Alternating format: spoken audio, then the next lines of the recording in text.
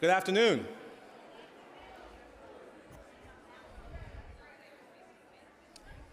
No, really, good afternoon.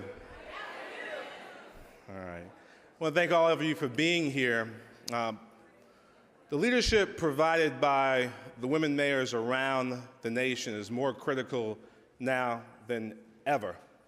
I'm so excited to introduce the Mayor of San Leandro, Pauline Cutter, the chair of the Leadership Alliance of the United States Conference of Mayors, who's going to be leading today's session. Please join me in welcoming Mayor Cutter.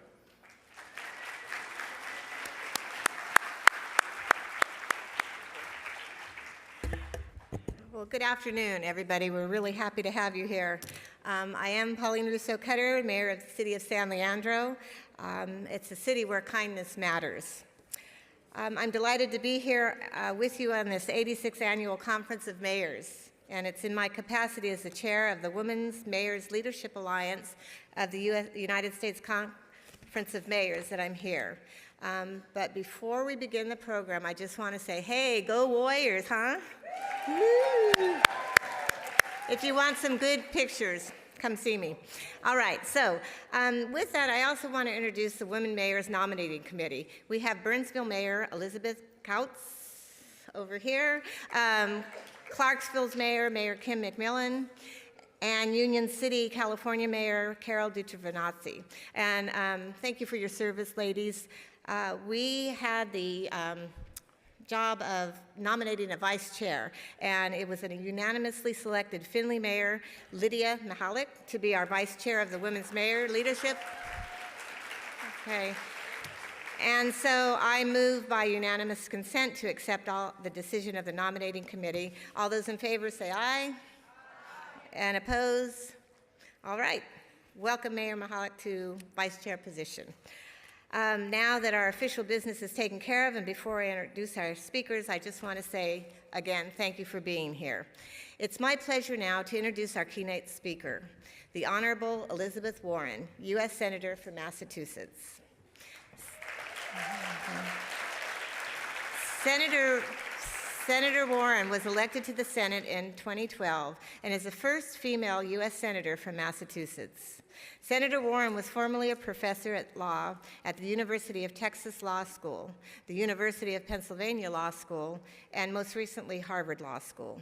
As a mother, a grandmother, and one of only 23 women currently serving in the upper chamber of Congress, Senator Warren has pursued a fearless agenda of advocating on behalf of middle-class families.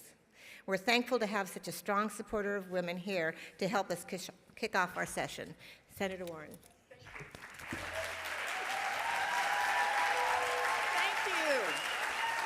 Thank you. Oh, that's so nice. Thank you. Thank you. Thank you. Sit down. Thank you. So welcome to Boston. I hope everyone's having some fun here. I have just come from the Pride Parade, so I may still be a little out of breath. I did a quick shower, quick change, and got back in. But I'm so delighted that all of you could be here with us in Boston today. And I'm so glad to be at the Women Mayors Leadership Alliance, and I want to thank Mayor Cutter for inviting me. So thank you, Mayor Cutter. Thank you. And today you're going to hear from women who are in leadership, including Barbara Lee, who has been a strong leader and an advocate for women here in Massachusetts and all around the country. I also want to give a very special shout out to our host, Mayor Marty Walsh. He is in the fight every day for working families, and in Boston, we feel very lucky to have him here. So I was trying to think about when Mayor Cutter invited me to do this, so what exactly did I want to talk about? You know, there are so many issues that confront mayors every single day. Rising cost of health care, climate change and its effect on our cities, opioids, crumbling infrastructure, a federal government that gives $1.5 trillion to billionaires instead of investing in schools, roads, bridges, transportation, power, communications, housing, investments that would help build opportunities for the future. But I thought about all of these, and I know you've talked about many of them yesterday and today. But I decided I wanted to see if I could take a few minutes of your time to talk about just one issue that seems like never quite makes it to the top of the list, and that's childcare. You know, I know that may sound a little bit dry and not quite as dramatic as some of the other issues you face, but I just wanted to push it onto the agenda and make sure that it's on the list for every one of you. And I want to tell you why this one is so important to me. I grew up in a family in Oklahoma, and we were one of those paycheck to paycheck families, the kind just barely hanging on to our place in the middle class. My daddy ended up as a janitor. My mom worked a minimum wage job at Sears. And me, I wanted just one thing. I wanted to be a public school teacher. And to be a school teacher, I needed a college diploma. And my story, like a lot of people's, is a long and complicated story, including getting married at 19 and dropping out of school. Whoa, I was smart at 19. But here's the key to that story. I grew up back when America was building more chances for kids in paycheck to paycheck families like ours. And for me, the biggest chance was a commuter college that cost $50 a semester. So I got to teach. I got to teach special needs kids. Can we just actually do one round of applause for all of our public school teachers? God bless them.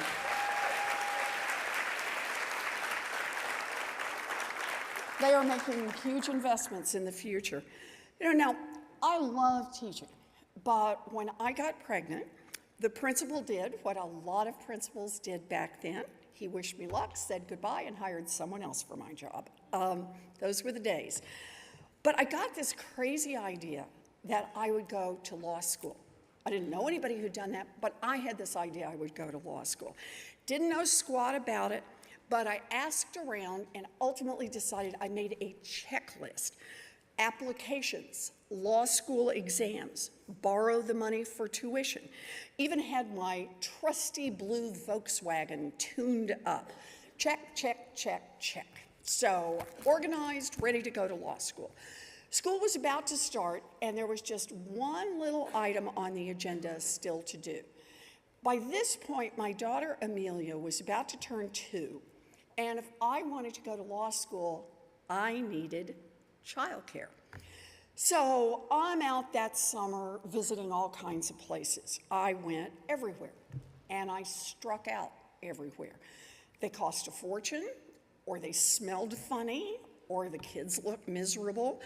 This went on for weeks, and summer's nearly over, and I am really starting to sweat. Because if I couldn't get childcare worked out, the idea of going back to school was over before it started. So finally, with less than 1 week before classes were starting, I found a place that seemed nice. Cheerful teachers, a good playground, it smelled nice. There was only one problem. As I'm looking at the application, it says on the application they only took children who were dependably potty trained. So I look at this form and I think, dependably potty trained, check. We are so on this. I then had 5 days to get my not quite yet 2-year-old daughter into a ready-to-go, dependably potty-trained partner. And I just want to say that I stand here today as the senior senator from the Commonwealth of Massachusetts, courtesy of 3 bags of M&Ms and a cooperative toddler. So that's my story.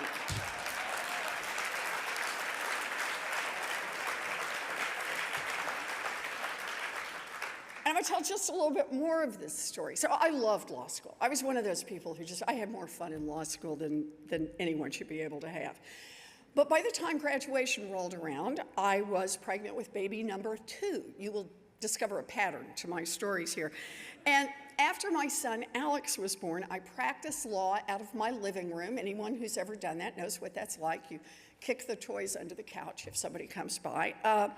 And then I got a job in Houston, Texas, teaching at a law school, a tenure track job. I was beyond excited. It was about the law, but I was also back in the classroom, which I loved. But life outside the classroom was not going well at all. I had been teaching for just a few weeks when the babysitter quit. And from then on, I was just on the treadmill. We cycled through one child care arrangement after another, and every transition sent me into a near panic. Every time it represented a failure. So one night, after I've put both kids to bed, my 78-year-old Aunt Bee calls long distance from Oklahoma just to see how I'm doing. And I said, sure, I'm doing fine. You know, kind of that thin, reedy voice, I am. And then in the middle of a sentence, I just started to cry. And once I started, I couldn't stop. I was failing. I was failing my kids, I was failing my family, I was failing my teaching. I was doing laundry at 11 o'clock and class preps at midnight. I was always behind. And then I said something to Aunt Bee that shocked me when I said it. I'm going to quit my job. My beloved teaching job. It just fell out of my mouth. Aunt Bee waited, long distance, no, there. She just waited for me to quit crying, to blow my nose, to get a drink of water. And then she said the magic words, I can't get there tomorrow, but I can come on Thursday. And on Thursday, she arrived with 7 suitcases and a Pekingese named Buddy and stayed 16 years. Go Aunt Bee. Now, a lot of things have changed since the days when I headed off to school. And a lot of things have changed since I started out as an assistant professor at the University of Houston. There are a lot more women attending college, a lot more women mayors. Yay! You bet. A lot more women in the workforce, a lot more opportunities, and we celebrate those opportunities. But here is the part that makes me so angry. A full generation later, mothers and fathers are still struggling to find reliable, affordable childcare.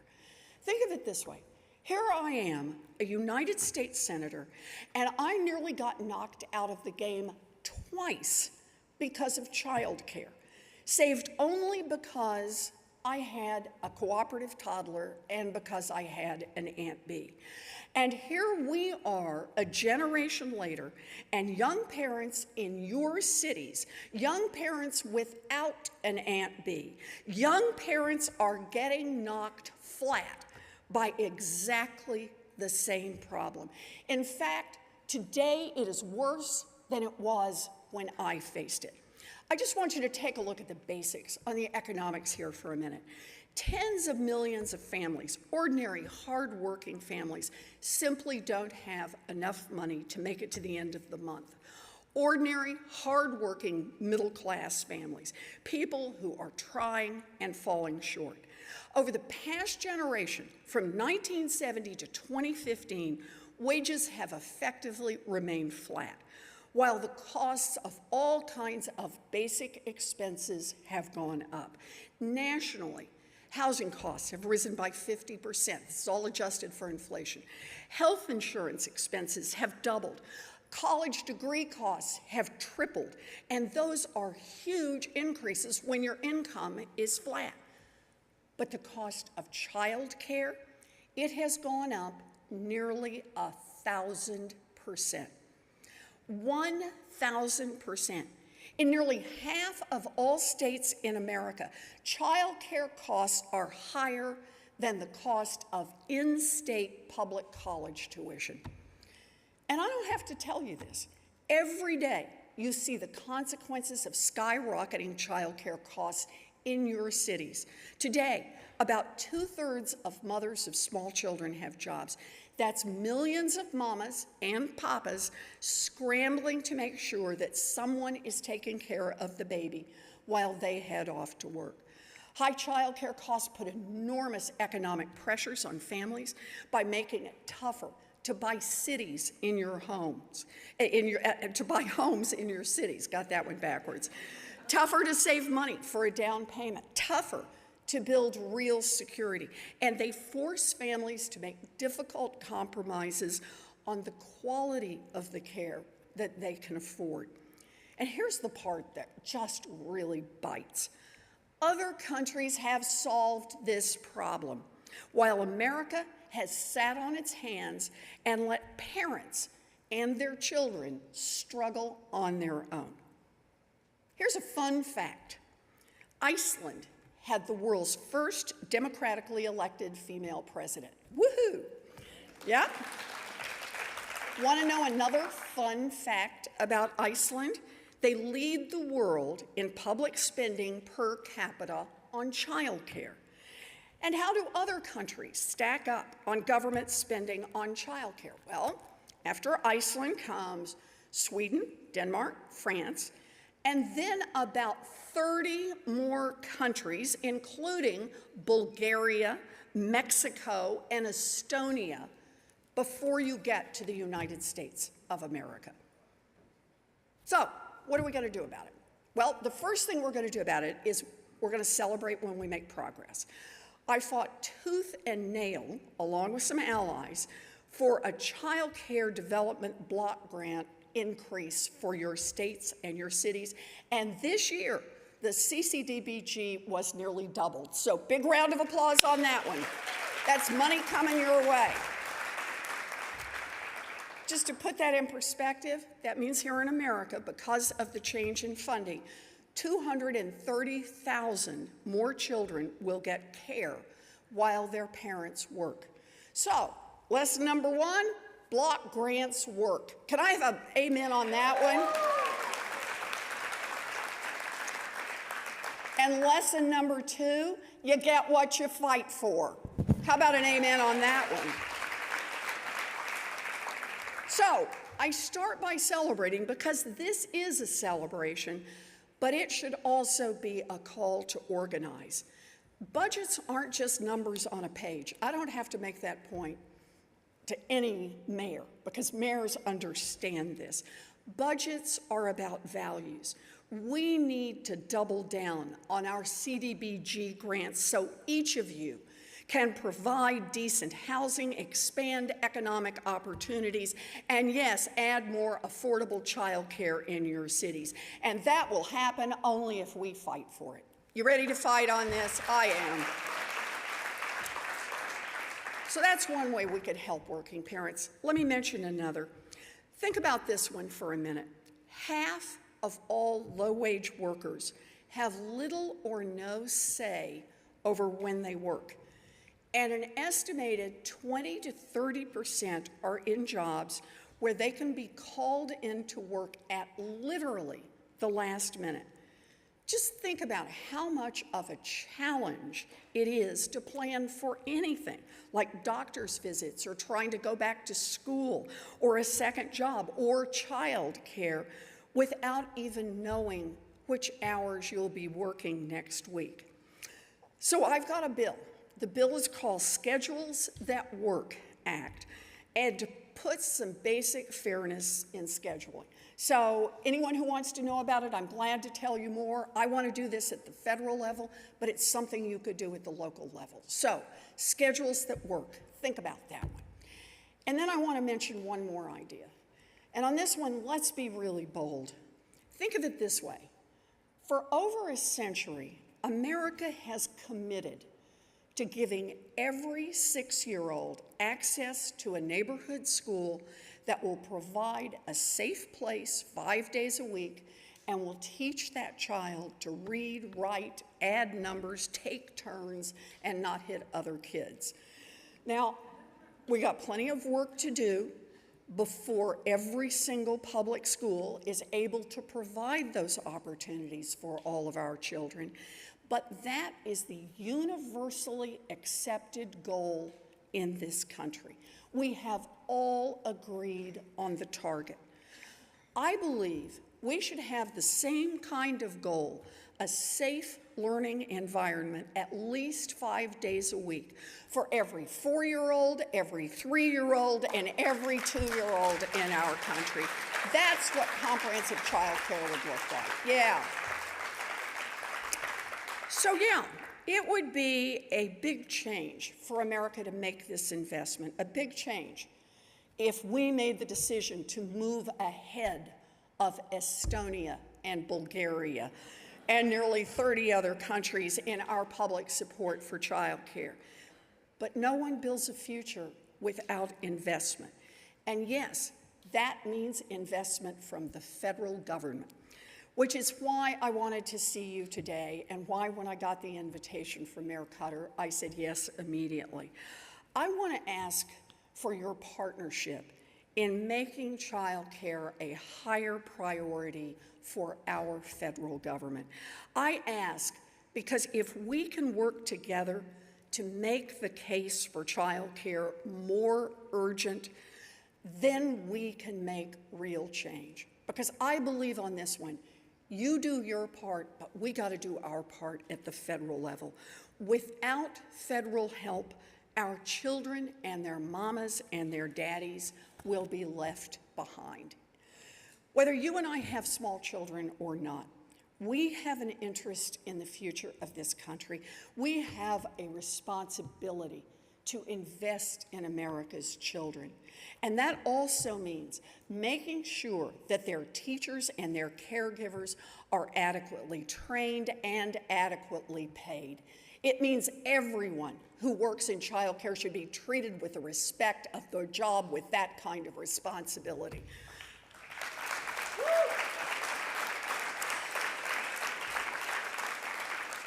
So this is how I see it.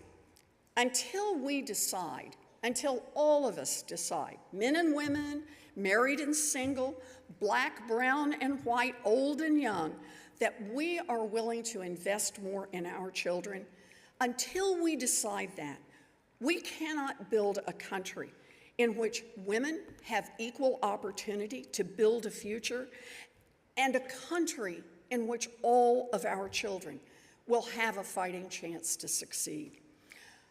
I know that every one of you has a lot on your plate, but I wanted to be here today to say, I believe in change, and I believe that the energy for change will come from people like you, people who fight for equality every single day.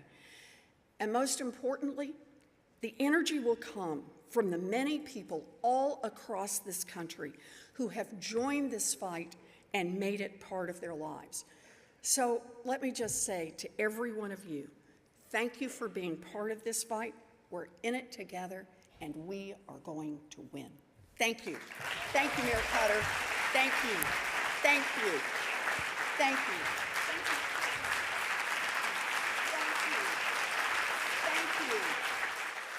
We're going to do this. Thank you. Thank you. Thank you for that. You know, as a 20-year preschool teacher director, I have to say that about 70% of your words are learned by the age of 5. So when you think about that, we really do need this. So thank you very much, Senator Warren. And now I'd like to introduce Barbara Lee, founder and president of the Barbara Lee Family Foundation. Ms. Lee is a national leader in advancing women's equality and representation in American politics and in the field of contemporary art.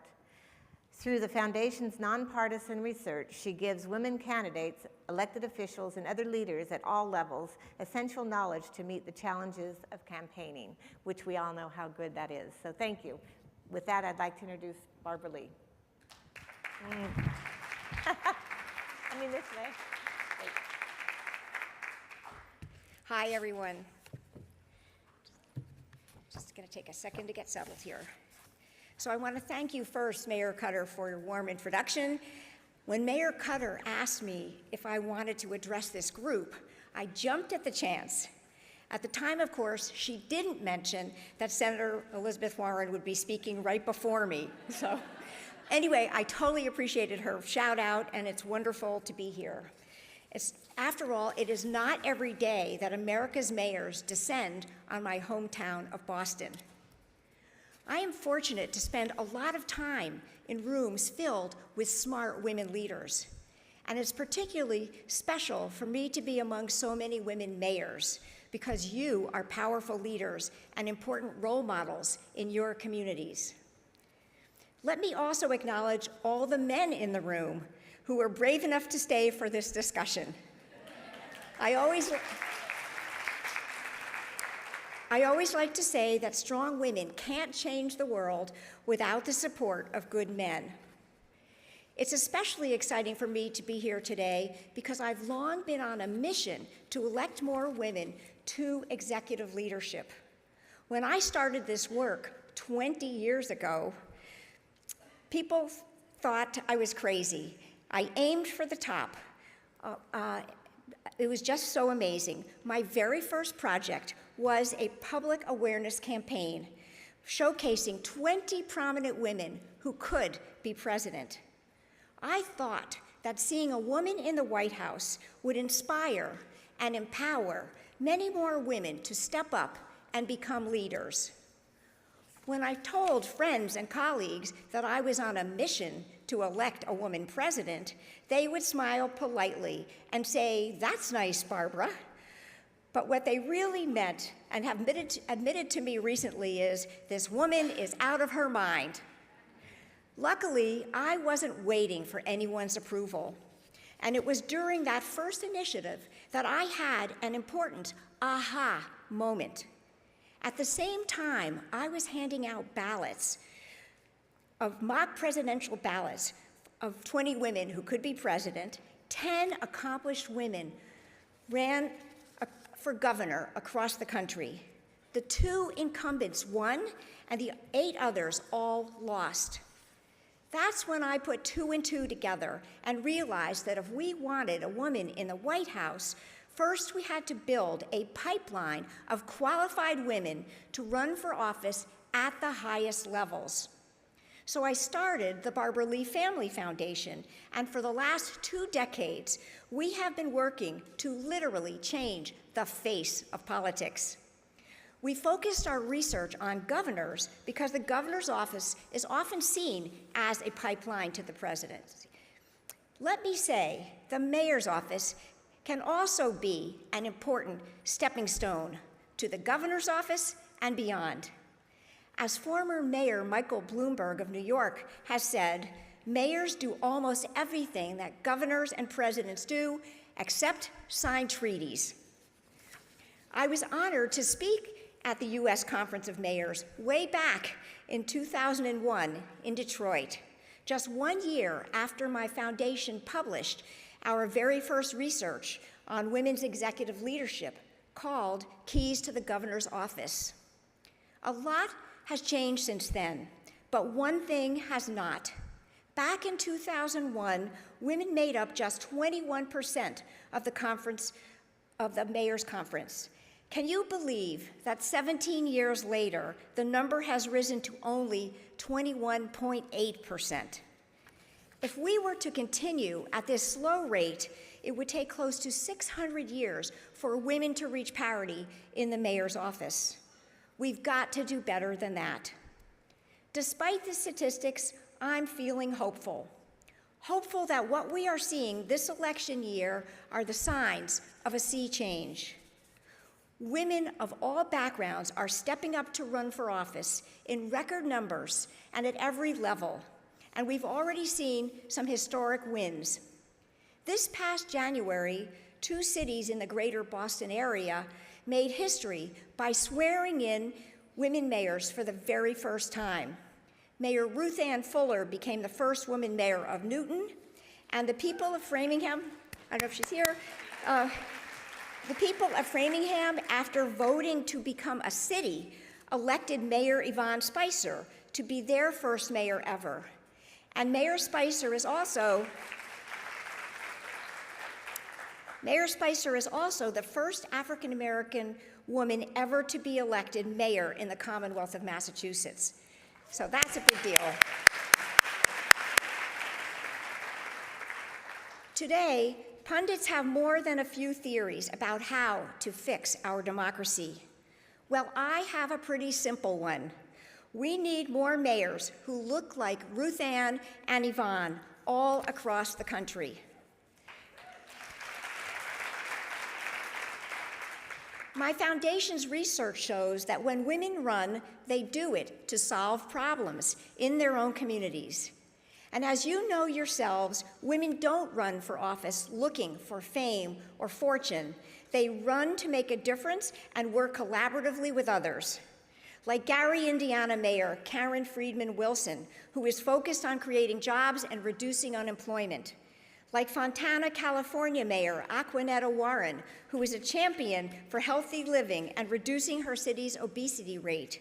And like Charlotte, North Carolina Mayor Vi Lyles, who is working to build more affordable housing. When women get a chance to serve, they take their responsibility very seriously. And there has never been a better or a more important time for women to run. We're seeing exciting signs of progress, and now is the time to double down on our efforts. We all know that the same traits that make women spectacular leaders, their humility, hard work, and high standards, often make them more hesitant to seek higher office. Many of you know this personally. Women often need an extra push. They often need to be convinced that they can run and succeed, and they need a pushy person to encourage them. I know we tend to think of pushiness as a negative trait, and today I want to reclaim the word pushy, because I found that thank you, reclaim it with me, because I found that in politics, the only way to move an agenda forward is to push. I've made a career out of being pushy, shamelessly, relentlessly recruiting women to run for office. I've cornered women in the ladies' room, on car rides, and what they thought was just a friendly lunch. And I've had lots of success. So now you've got my number. I'm a talent scout and a cheerleader, and I know potential when I see it. And I see a lot of potential here in this room. In your communities, each of you has enormous power, prestige, and visibility. Just imagine how someone feels when you acknowledge her promise by saying you would make a great politician. So that's my not-so-secret agenda for being at the podium today. On top of everything else that you are already doing for your communities and constituents, I'm here to ask you to take on another role. When you see a woman you admire serving on the school board or city council, running a business, or leading a local union, push her to run for office. If she doesn't win on the first try, don't let her off the hook. When my friend, Mayor Joyce Craig, first ran for mayor of Manchester, New Hampshire, she lost a special election by a heartbreaking 64 votes. I reached right out and offered my support and encouragement. Yes, I pushed her. And that's what the guys do, and that's what we women need to do as well.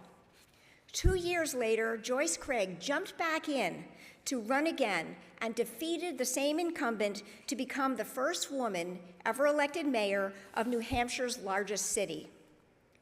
So consider this my pushy personal pitch to you. Please join me in recruiting other women to run. And in addition to recruiting others, push yourself to consider running for governor. And if you succeed to the governor's office, the sky's the limit. Why not keep on pushing all the way to the White House? Let me say it again. It's important for every mayor, man or woman, to be pushy, to be a mentor and a recruiter for the next generation, and to push yourself to run for the highest levels. If we all do our part, we will keep making gains and keep making history, and together we will push our communities and our nation forward to create a better democracy. I thank you all so very much.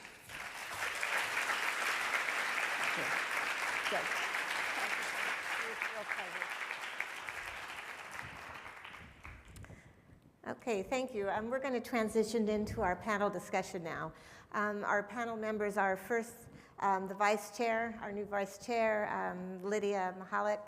Mayor Mihalik was first elected the first female mayor of Findlay, taking office on January 1st, 2012. Taking office, she focused on flood mitigation, job creation, improving services to residents. Prior to her election, she was the grant administrator for Hancock Regional Planning Commission. The second mayor is Mayor Toni Harp, first elected in 2013, who is the first African-American woman to lead the city. She's the immediate past president of the African American Mayors Association. And prior to becoming mayor, she also served as a member of New Haven's Board of Aldermen and as the state senator for the Connecticut General Assembly, 10th District. Next is former, and we'll clap for all of them as soon as we're, so next is former, we're just running just a tad bit late because something you may have noticed is women like to talk and really like to bond. So next is former Mayor Annise Parker, President and CEO of the Victory Fund and Victory Institute. She's the first former elected official to lead the organizations, having served 6 years as Houston's mayor, 6 years as Houston City Council member, and 6 years as a city controller, 666. She currently serves as a fellow and a doer Institute for New Leaders and professor at Rice University. And then last is Nicole Carlsberg, Executive Director of the Barbara Lee Family Foundation, who leads the foundation's nonpartisan effort to advance women's political equality. As part of Barbara Lee's team, Ms. Carlsberg manages the strategic initiatives that expanded women's participation in politics and contributed to the foundation's nonpartisan research. So now let's give our participants a hand.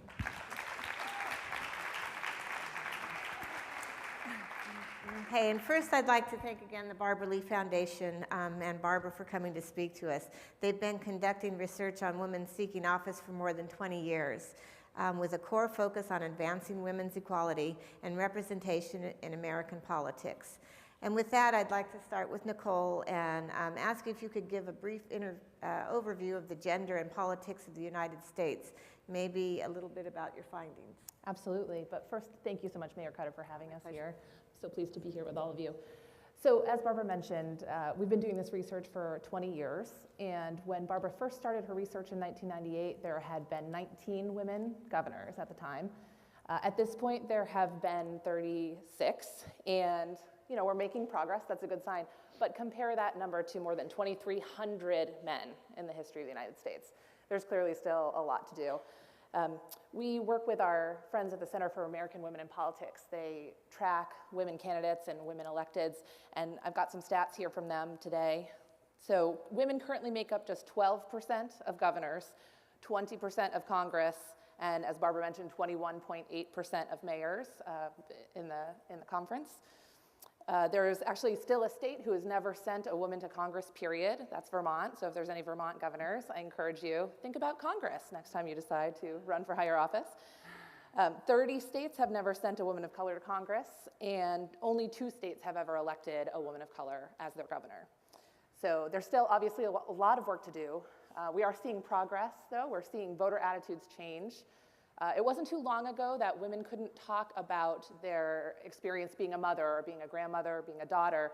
We found that voters thought that women's credentials were sort of lessened if they were to talk about their personal lives in that way. But we're seeing that change. We talk about it as a 360-degree candidate.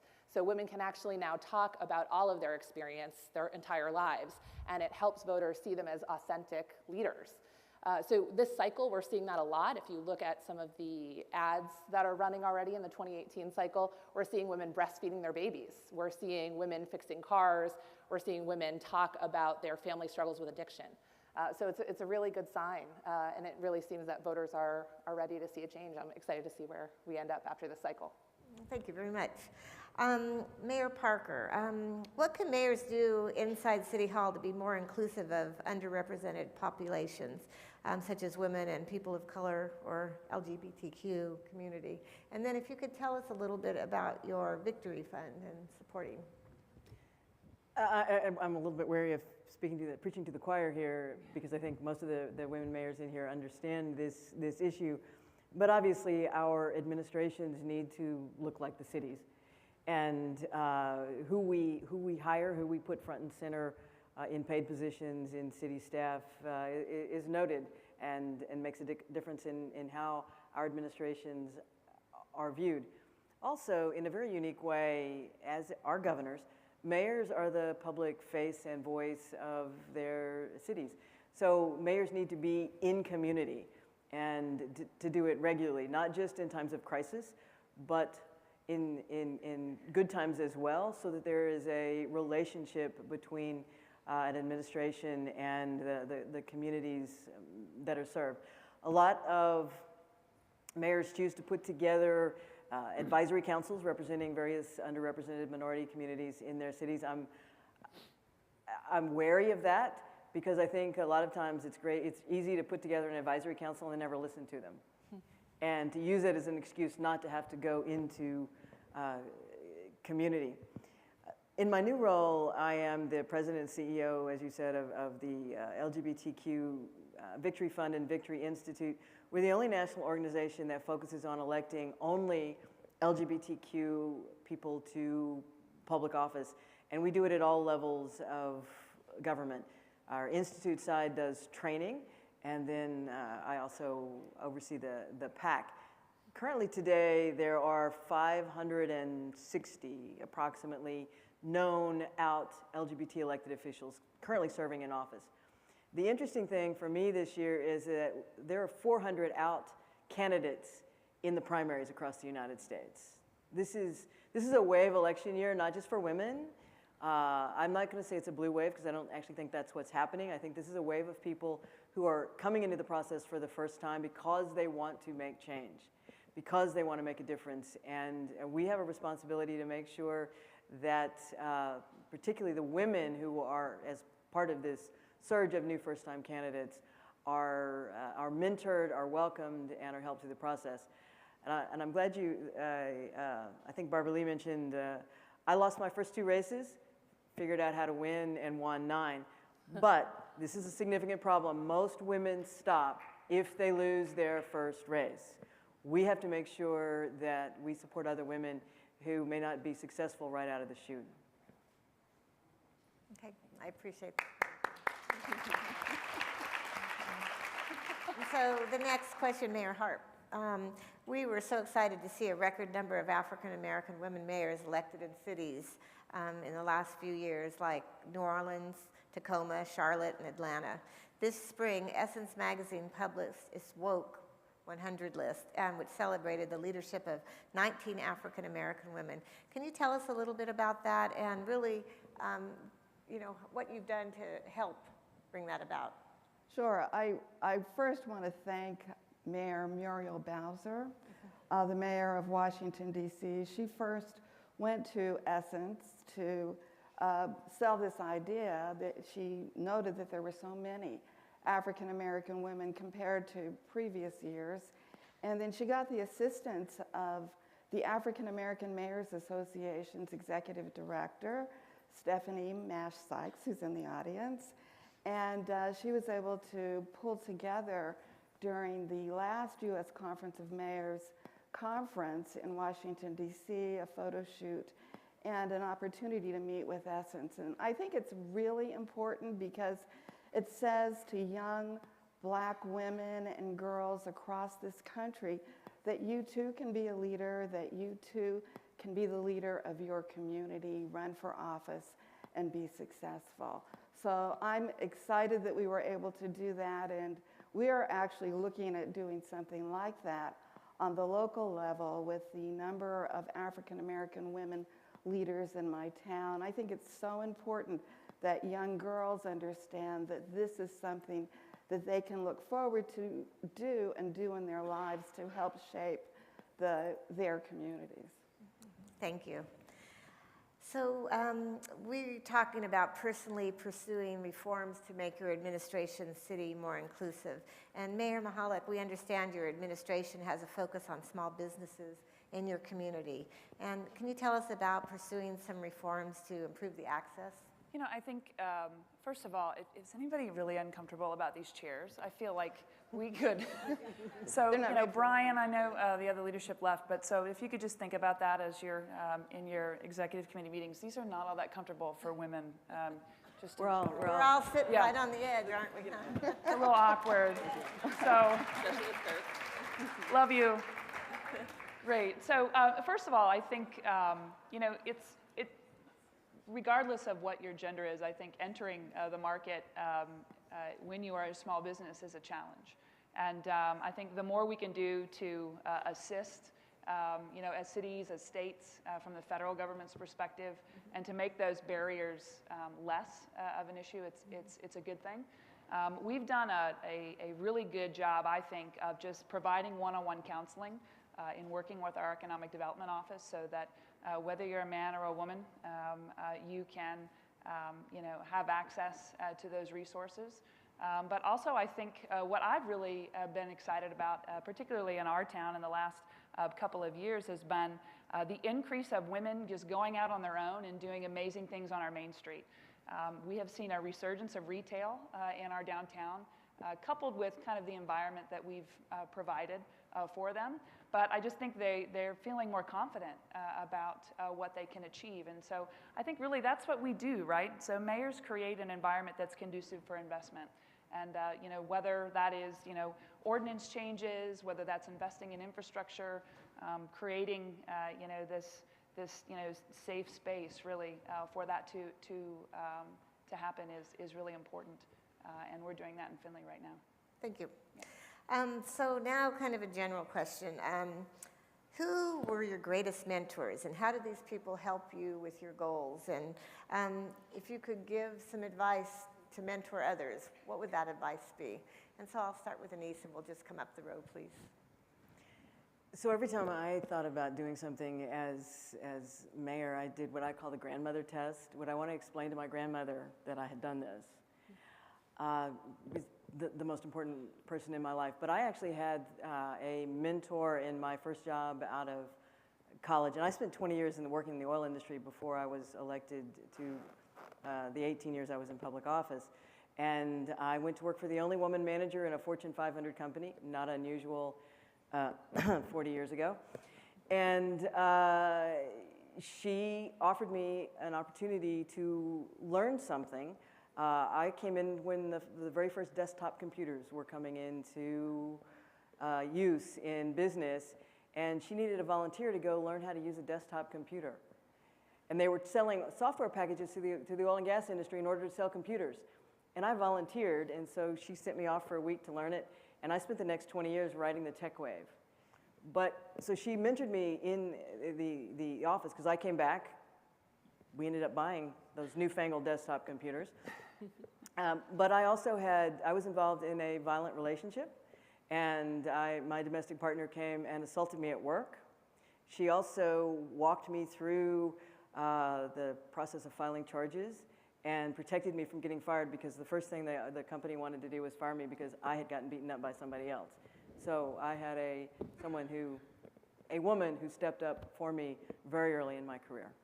Nice. How about you, Mayor Hall? Okay. So when I decided that I wanted to begin to pursue the position of mayor in our community, knowing fair well that I would be the first female, I reached out and started to talk to people about who would be best to communicate about how you go about this process. And I was encouraged very strongly to apply to and hopefully get accepted to attend the Joanne Davidson Ohio Leadership Institute. The Joanne Davidson Ohio Leadership Institute is a Republican-focused institute that it helps develop women to know, how to run a campaign, simple things like public speaking, how the state process works relative to advocacy, learning the different aspects of governing, really. And Joanne Davidson is the first female speaker, first and only female speaker of the Ohio House. And she still, I got accepted to the Institute. I had a great time. I was 28 at the time. So I was still very young. And I'm not sure that I truly understood what I was getting into. And I still don't know really what I was getting myself into. But I will say this. There are lots of really great programs like the Joanne Davidson Ohio Leadership Institute in many states across the country. The other one that I can think of right off the top of my head is the Women in Governing program, Women in Government program with Governing Magazine. Kathleen and Julia do a great job of bringing women across the country together. And really, I think that's the secret to success.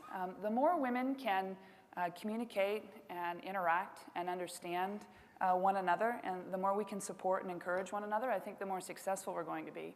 I have no delusions at all that this is definitely a different job, right? And it's different for women. And we just need to accept that. And we need to understand that we need people around us to help support us and bring us up and not pull each other down. And I think what happens is in the daily hustle and bustle of things, we get so focused on other things and making our communities better, we forget about the women around us. And so that's one of the things that, my call to action when I left the Women in Governing program was that I would work intentionally to empower more women around me. And it's been a challenge still, but I will say that the more we can lift each other up and support and seek out those who want to serve in these types of positions, the more amazing our country will be. Thank you. Mayor Hart? Sure. There are three people that inspire me as I go through my life. First, as a historical figure, it's Harriet Tubman. When I think about her and what she did as a slave, freeing herself and then going back and freeing hundreds of other slaves, it inspires me every day. There was a woman in my hometown, I grew up in Salt Lake City, Utah, named Alberta Henry. And Alberta Henry was a woman who believed in the young people of our town. This was like 50 years ago, probably, pulled together resources to help young people before there were federal resources to get them to go to college. And she helped me go to college. She supported me while I was in college. And I think about her knowing, she hadn't gone to college herself, but she knew that it was important to invest in young people. When I ran for Senate the first time, had never been up to the General Assembly, there was a woman named Susan Weisselberg who said, they are going to tell you that you have got to be the chairman. All senators got to be chairman at that particular time of the Human Resources Committee because that's where they put all women. And what you tell them is that you will take that committee if they give you the appropriations subcommittee that funds that committee. And when she said, it's really important that you know you can do all the policy you want, but if you can't control the dollars, it's meaningless. And that has made all of the difference to my career in the state Senate as well as mayor. Smart. Thank you. So Nicole, in the Barbara Lee Family Foundation, what are some of the different considerations that males versus females contemplate when they're going to run for office? It's a great question. We don't have research on men's process for running for office, so maybe some of you could tell us.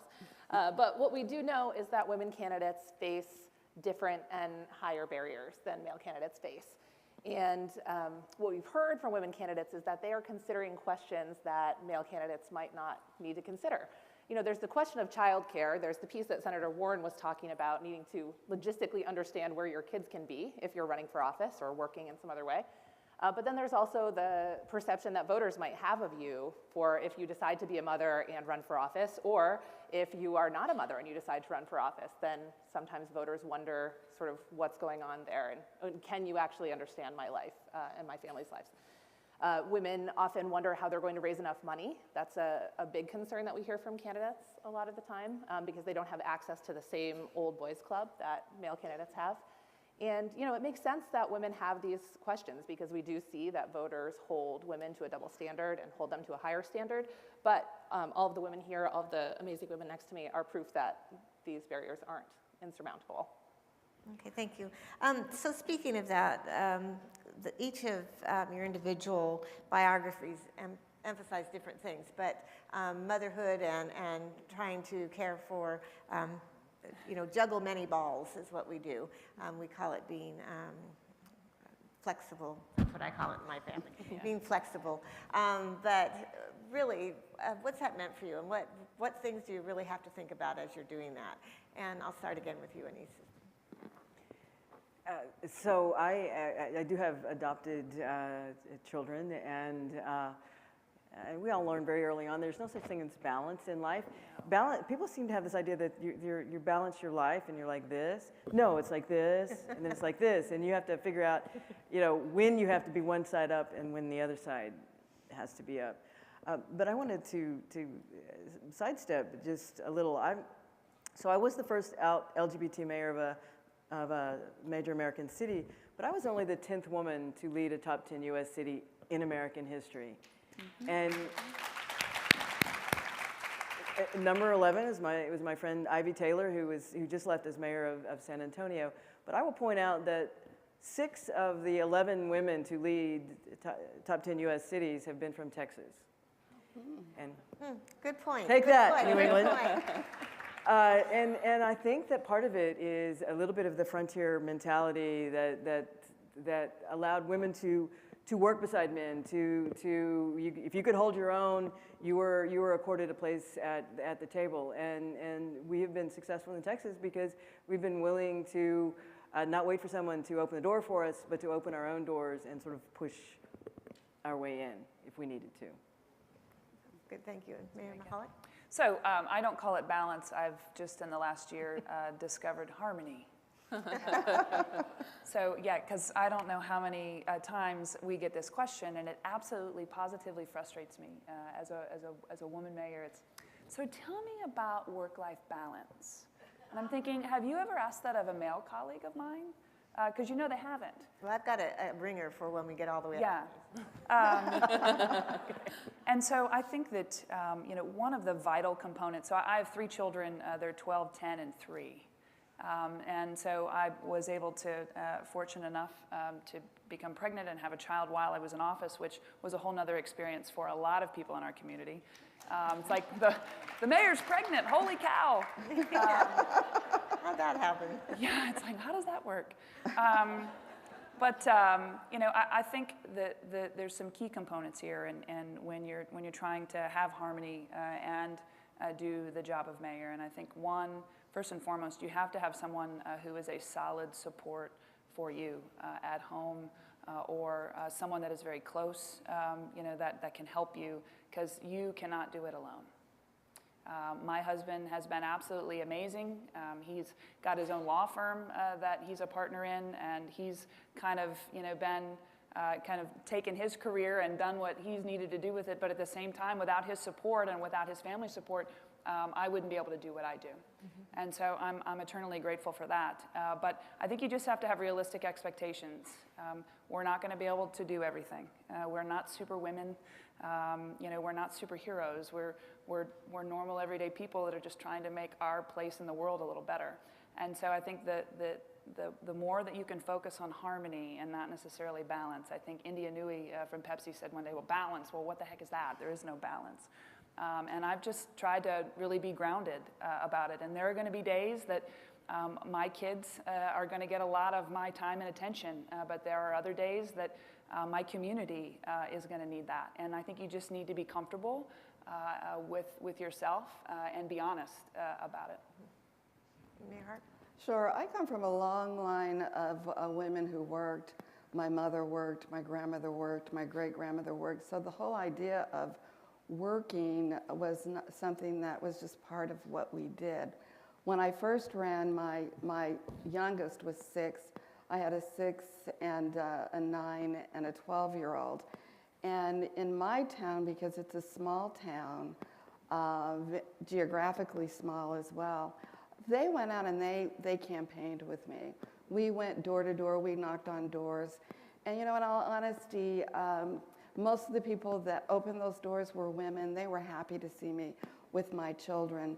The other thing that I had to do, I knew that even if I were not an elected official, that I had to find people who helped me. So to the degree that my husband could, he had his own business and kind of did his own thing.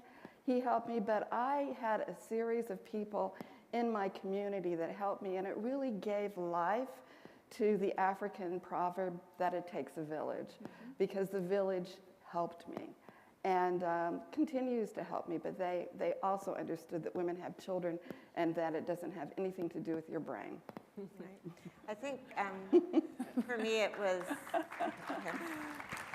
was trying to work with your kids when they're young and do that balancing act and so forth. But I always told people as a teacher of young children, when they're 18, they're not going to remember.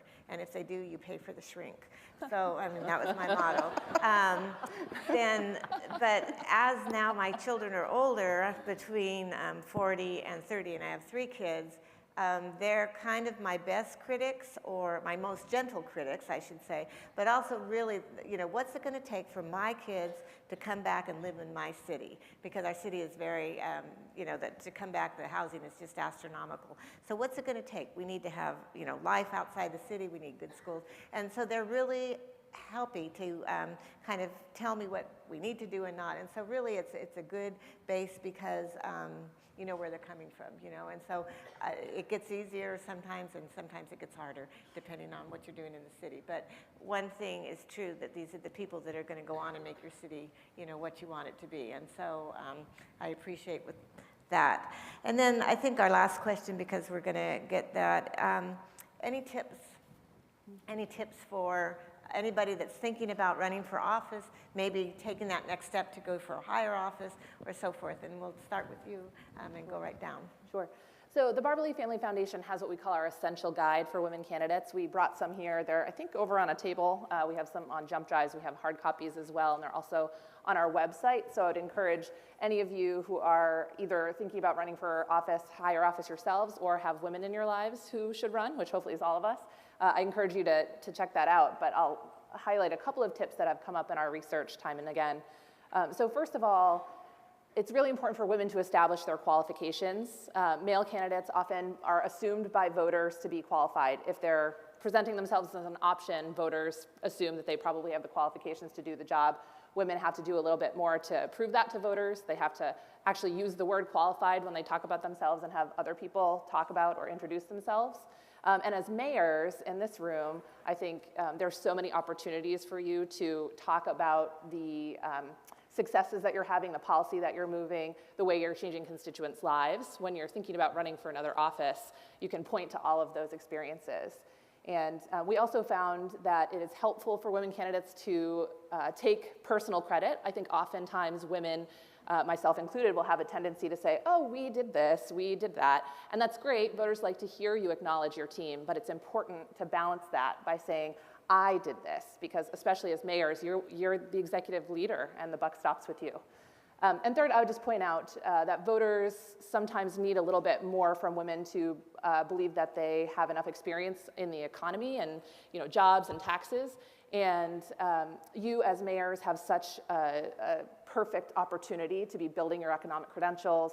You have so many fiscal decisions and oversee big budgets. So talk about that when you're running for office, and make sure that you are, when you're thinking about your next step, you're building an economic plan that uses all of your economic experience that you gained as mayor. Okay, thank you. Sure. I think you have to build a team around you that believes in you.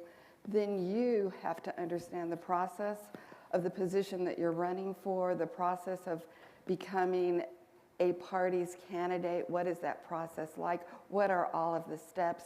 Make sure that you understand it as well as your team, and then you begin to execute it. If you don't want to execute for an office immediately, then start at the ground level, at the ward committee, work yourself up, and work through the various offices, but understand the process and pull a team together that will support you. Okay, thank you.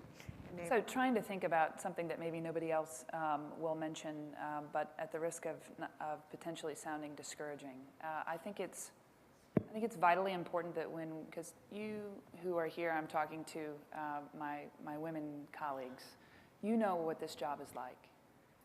And it's definitely different, and it's not easy. It's not a walk in a park, and it's not all glitz and glamour by any stretch. It's a lot of hard work, and it takes it takes a certain makeup in order to be successful. And I think those are conversations that are vitally important to have to women whom we are encouraging to run. Just from the standpoint that we need to be upfront about it. As much as we want to talk about how we're the same and that we need equal access to things, we do need equal access, but we're not the same. We're different. We're moms. We think differently. And that's not just a cliche. We truly do process things. Our hearts and brains work differently. I think there's just a more compassionate side, and we want everybody else to treat us that way. But unfortunately, that's not the case. And so the one thing I will say is that we just need to be honest with each other about what this is really like, but how vitally important it is to have the voice at the table. It's so vitally important. And the more that we can encourage and empower those around us to take that leap, but do it with open eyes, I think the better we'll all be. So we've recently, good point. We've recently at Victory looked back over 27 years of working with out LGBT candidates, and we've discovered that today we have about 40% of our candidates who are cis or transgendered women, but women through our history, lesbians have won at a 10% higher rate than gay male candidates. And we've looked at it from different ways, and I think it actually will dovetail with the Barbara Lee information, and that is that women wait later and they want to be more prepared.